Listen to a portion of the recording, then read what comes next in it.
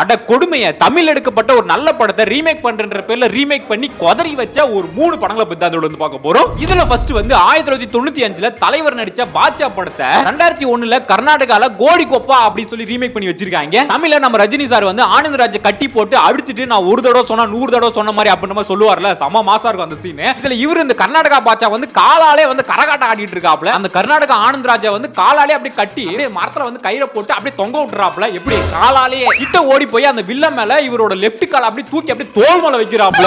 ஒரு தடவை சொன்னா ஒரு தடவைக்கு மேல சொல்ல முடியாது, கால் வலிக்குது. சீக்கிரம் வயசான காலத்துல இதெல்லாம் தேவையா?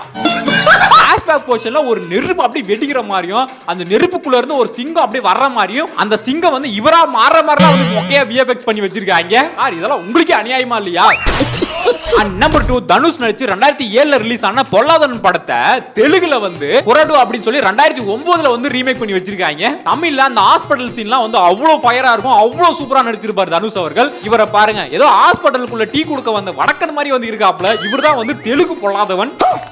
மாச டயலாக் பேச சொன்னா ஐயா மன்னிச்சிருங்க, டீ காசு கொடுத்தீங்கன்னா நான் போயிருவேன் அப்படின்ற மாதிரி பேசிட்டு இருக்காப்ல.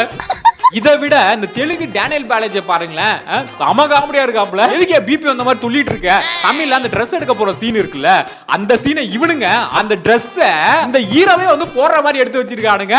டேய் என்னடா பண்ணி வச்சிருக்கீங்க? அட கர்மமே.